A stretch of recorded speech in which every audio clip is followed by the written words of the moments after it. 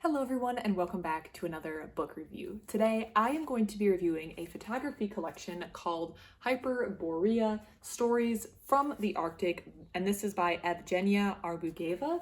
It is kind of a big book, so I'm going to have to struggle to show it up in this video, but I found this book while I was actually looking for a collection of photography from the northern remote regions of Canada, and I stumbled across Hyperborea, which is a collection from the northern remote region of Russia, Siberia. So I thought that it kind of showed the beauty of not going into looking for a book with an exact list, because it allows these fun surprises to come up and for you to kind of be flexible with what you're looking for. But I was intrigued by what Hyperborea offered, so I decided to take it home and to look through it. The cover really captured me, this really beautiful photography, so I decided to see what this book was about. I'm going to talk about my thoughts on this book and the book overall, and then I'm going to go ahead and show you some of my favorite photographs from this collection. I do find that when I have a collection of photography like this, I really want to have the photography take center stage, so the second half of this video will just be me showing off the photography that I enjoyed most from this collection. So as mentioned, this is a photography collection by the photographer and filmmaker Evgenia Arbugaeva. I will have the name in the description in case I am mispronouncing it. She is a native of the Sakha or Yakut people of northeast Siberia, and she's photographing this region that she calls home. Very different from the place I live and very different from the place that many of us live, but she has a really distinct talent with the camera, and she is going around to different areas in this book to photograph places that are meaningful to her or that she is getting good shots from. So there's 4 sections to this book, and I feel like they're grouped in a group of 3 and then 1. So the 4 sections are the first, Weatherman, which is where she's photographing an individual who is a basically meteorologist or collects weather data for the local government or a certain agency. The second is Nos, which is a region in Russia, a remote region. Dixon, another remote region. And then the last one, Chukotka. The first 3 sections really, to me, focused on the remoteness and the natural beauty of a region, as well as things falling back into nature. So there seemed to be a heavy emphasis in those sections on the remoteness of this region that she is photographing. The last part, that Chukotka, really to me focused on the changing nature of this place and how in recent years things have changed with regard to the weather, with regard to the people who live there and their relationship to the outside world and to Russia overall, and how all of this has influence the place. So the first 3 seem to group together, even though they are all 3 different locations with different maybe purposes behind the photography, and the last one seemed to be about changes to the future that she wanted to capture. However, throughout the entire collection, there are some themes that stay constant. One of them I think that you're going to note right away is light. Throughout all of it, light is a factor and something that she plays with a lot. I think a lot of photographers, or all photographers, have to keep light in mind when doing photography, but she's really playing with light and how it's either light at times or dark at times, and how the light comes off the snow in this photography collection.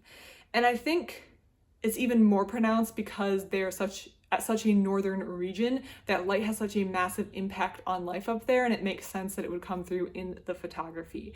So because of how north this region is in the world, it goes through massive light variations throughout the year, as in how much sunlight or daylight they're getting throughout the year. Regions where it's dark basically all day, or all day if you're within that Arctic Circle, or almost all day if you're just below that Arctic Circle, as well as in the summer, the opposite occurs, where you have light almost all day, or darkness almost all day, depending on whether you're, I should say, winter or summer, or whether or not you're going through a period of all darkness or all light. And as anyone who lives in an area with a level of light variation, you know there's a massive difference. Even if you're not experiencing those all days of dark or all days of light that are experienced at those extreme latitudes, there is a difference in day-to-day life and the way light feels and looks when you go through a time or a period of light variation. So even if you live in an area that isn't that far north, you know there's a massive difference between when the sun sets at 4:30 in the afternoon versus when sun sets at 10 p.m. in the evening. That 8 p.m. on 2 different days feel different. It feels different. 8 p.m. feels different if the sun set at 4:30 versus 8 p.m. feeling different than if the sun's going to set at 10:30. And so light variation, I feel like, plays into a lot of her photography because she's living in a region or photographing in a region that is very susceptible and experiences a large difference in light. Something else that kept coming up to the forefront in my thoughts when looking through this collection is this idea that many of us have living in the modern world, that we feel like we are big players in an increasingly small and connected world. We feel it's very easy to stay connected. I mean, it's an 8-hour flight for me to go from the United States to Europe, a journey that would have been a life-changing, once-in-a-lifetime trip just several generations ago. So this interconnectivity and the increasing smallness of the world is something that a lot of us, I think, experience in our day-to-day life. But in this photography collection, the photographer is really playing with the idea that there are places in the world where we are not the big players in a small world. We are small players in a vast, expansive world where nature can still be quite cruel and where you are really just a tiny person in a big expanse that is quite uncaring to you, but has a lot of beauty in it as well. So I think that was something that's different from maybe what we see in our day-to-day life if you don't live somewhere like this. So now that I've discussed all my thoughts about this, we're going to look at some of my favorite photographs, and I will tell you the page number they are on, so if you want to get this collection or follow along at home, you can do that. The first is on page 29, and it's in that weatherman section. All of them have this brooding, not foreboding necessarily, but we can see how light plays into this. This is an abandoned station with fog. So the way it's set up, there's a lot of either a blank page, facing page with the photograph, but there are labels and information at the very end of the book for you to look up. Next is on page 41. We have the night sky with the measurements. This is also in the Weatherman section. And just a few pages down the road, page 45. Now we've moved into the Canaan Nos, which is this peninsula. Oops. Just kidding, 45 isn't in Canaan Nos. This is at the end of the Weatherman section. We have this open door, which is something that she utilizes a lot, a building with an open door looking to the outside world, which kind of shows that even in our small human shelter, in places like this, it's really just a thin wall between you and the outside world. You see again the light at play there. The next one is in the Canaan Nos section, which is a peninsula. I just want to show you how far out, so that lighthouse is where it is in regard to the ocean. This isn't the photograph I'm going to show you, but this is just a good demonstration. There is a map at the beginning, which shows both the photographer's hometown as well as the regions that she's photographing in. So that is very helpful. 52, this is the one I want to show you. This one definitely gives the appearance that you're just a small person in a big world in this photograph. And this Canaan Nos section follows a couple who's manning a lighthouse way out here in the middle of nowhere, essentially. This also gives you a sense of the small scale of humans to nature. We have a small cemetery of previous lightkeepers and people who have perished at sea.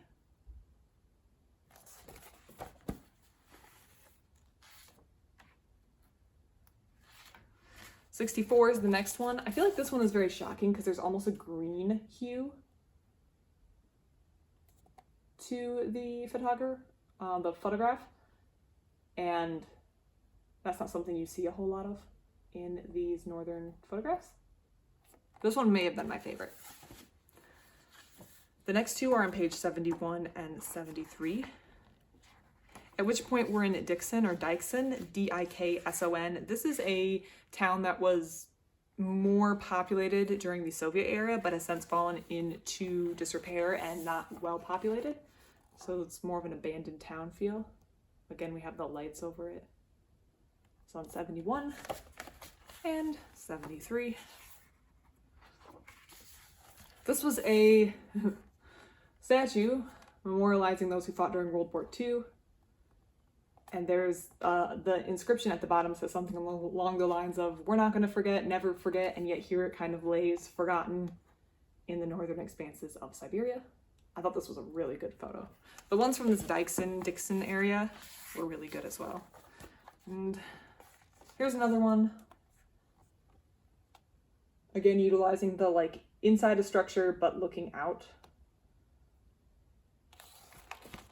I have two more, 79, still in that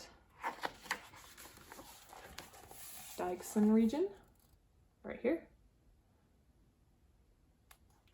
And finally, I included one from that last section, which focused on change, particularly change coming to native groups that live in this region, the Chukotka section of this book, and this is on page 105.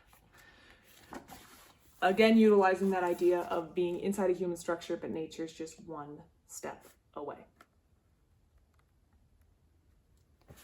So as you might be able to tell by the fact that I had many photographs to show you, I thought this was a fantastic and fun collection. Again, it's a world far removed from where I live, and it's not a region that's similar to the region I live in. Clearly much more light variation, a much colder place, a much more remote place than I live, but I still found it to be very beautiful. And again, I want to emphasize the point that this is kind of the beauty of not going into reading with a set list. I know some people like it, and of course we all have lists of books that we want to read, but if I just went in with the idea that I want to find a photography collection of Northern Canada, then I would have immediately dismissed this book as not fitting the criteria, when it wound up being a very pleasant surprise and I had a great time reading it and flipping through the photographs.